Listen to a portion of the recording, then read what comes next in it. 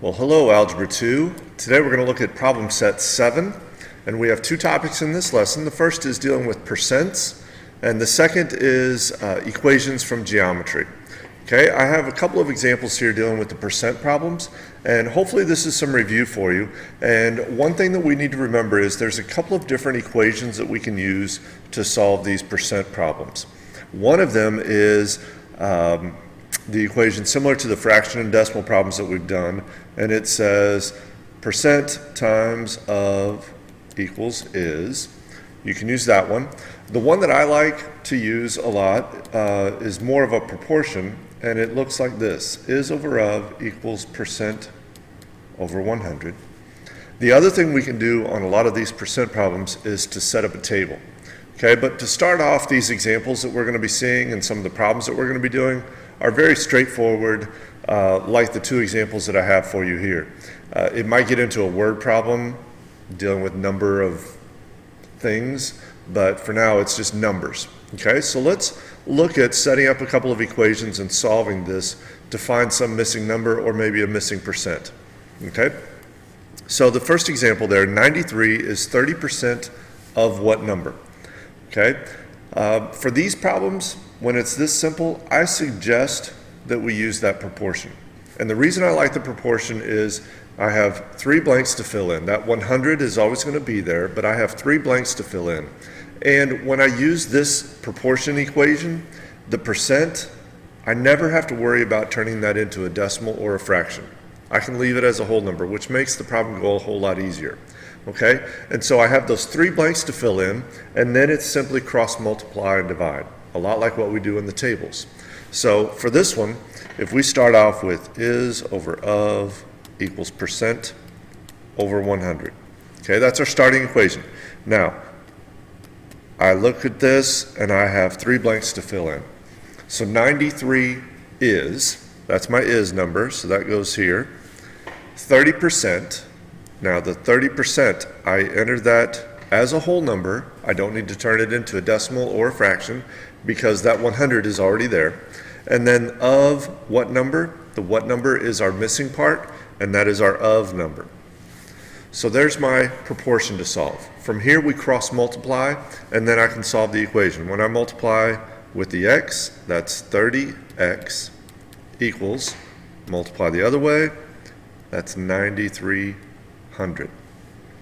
And now simply solve for x. I'm going to divide by 30,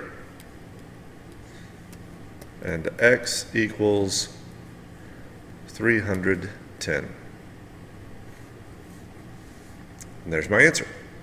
Okay, let's try another example. 78 is what percent of 390? Start off the same way. Is over of equals percent over 100. Fill in my three blanks. Again, the 100 is there on the bottom. So 78 is, there's my is number. What percent? This time the percent is the missing part, so that's going to be my variable, of 390.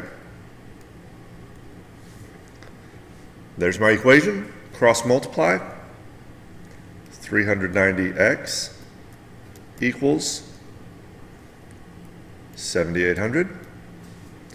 And now divide by 390, and we have our answer to be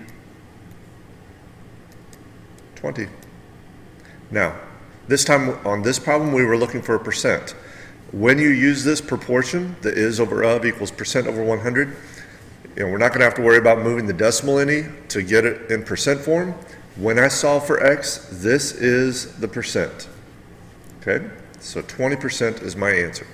Now again, the percent problems, hopefully this is some review for you, something you've done in the past, so hopefully it's not too difficult. All right. The second topic is everyone's favorite. We're getting into some geometry. Okay. I realize these are difficult or challenging for some people, but let's just take what we know and see what we can do. What we're going to need to do on these problems, we're going to have some missing parts, and we're going to have to use some properties of geometry that we've learned, like dealing with the triangles or maybe the parallel lines, and use some of those properties to set up an equation that we can then solve for x or y or find whatever letter they want. okay? Or maybe an angle or a segment, something like that. So let's look at the first problem here with the triangle. It says find x. Well, in a triangle, these little arrows there are talking about the angles. So this 4x plus 15, that is an angle. That's some degrees. And the same with the 5x plus 10 and the x plus 5. Those are talking about the angles. And what do we know about the three angles of any triangle? Well, you should know that they add up to 180. So my equation from this, I have three angles. All I need to do is add them together equals 180.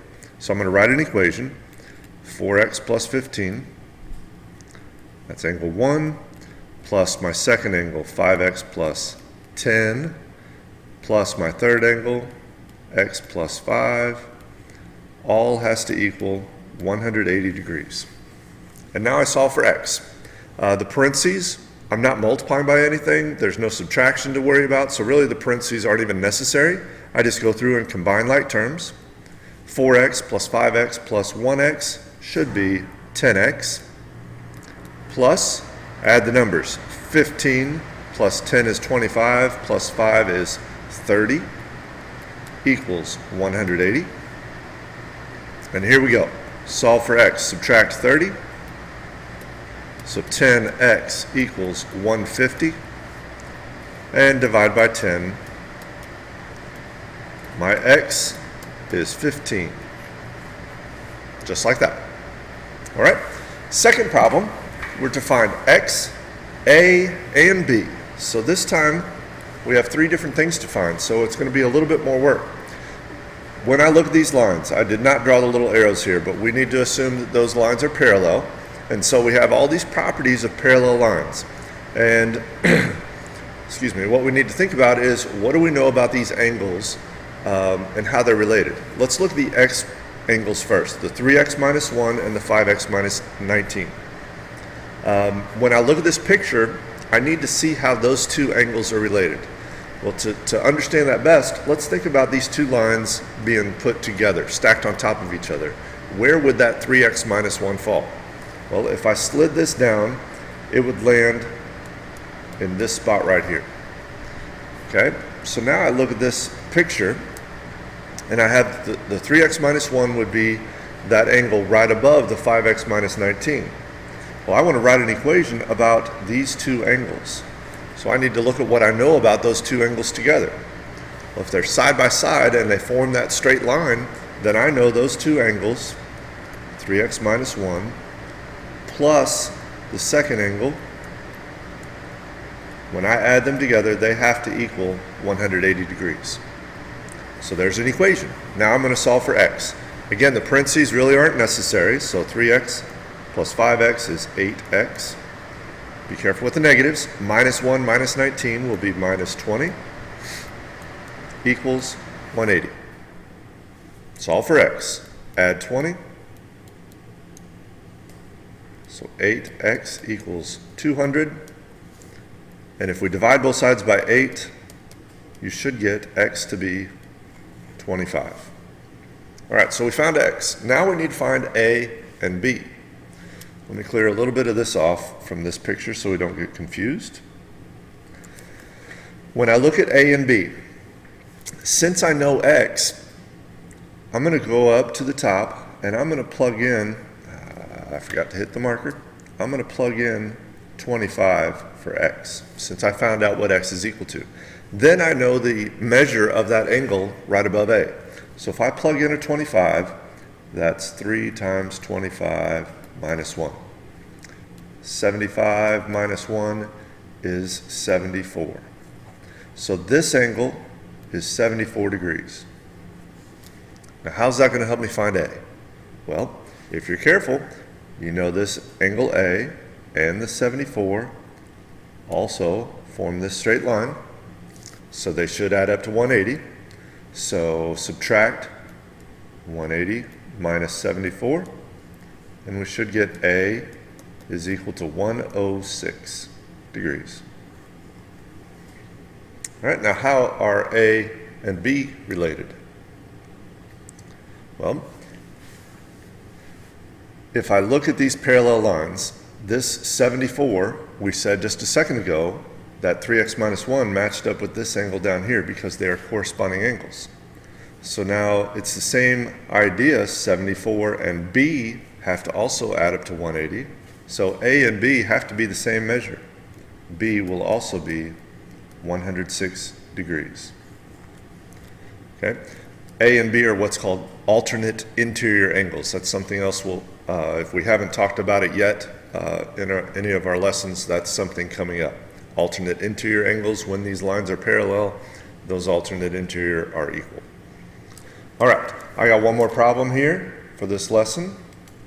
And this one's a little bit tricky looking. Sorry, I didn't say that very well. This problem looks a little tricky. The measures of angles A, B, C, and D are in the ratio of 1 to 2 to 4 to 2. Find the measure of each angle.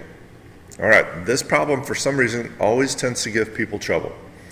And what this means is, if you look at this ratio, this angle A has a value of 1. I'm going to put a 1 there. B is a 2, C is a 4, and D is a 2. Now, when I look at this picture, if they're in a ratio, that means if I took their actual measures and compared them, they could all be divided by some number, and they would reduce down to 1, 2, 4, and 2. So what I want to find is, I want to find that multiplier, what they're reduced down by. I want to find that value. That's my first step. So each one of those values, the 1, 2, 4, and 2, are all multiplied by some number to get the actual angle. I know this may be a little bit confusing, but just follow me for just a minute. So I take that ratio, multiply by an x. Now, if I look at all 4 angles together, what should they add up to? Well, they form a straight line, so that should be 180 degrees. So I take the 1x plus 2x plus 4x plus 2x, all equals 180 degrees. So now, when I solve this equation, I can get down and find x. And that will lead me to the actual measures of A, B, C, and D. So let's solve this for x. 1 plus 2 is 3, plus 4 is 7, plus 2 is 9. X equals 180. So I divide both sides by 9, and I get x to be 20. So what this tells me is these ratios, each one of those values is multiplied by that 20 to get the actual measure. So if I take 1 times 20 for A, that tells me A is 20 degrees. To get B, I take 2 times that 20, so that's going to be 40 degrees for B. C is 4 times that multiplier of x, that 20, so 4 times 20 is 80. So C is 80 degrees, and D, we multiply by 2, and we get 40 degrees. So A is 20, B is 40, C is 80, and D is 40. There's my answer. Okay?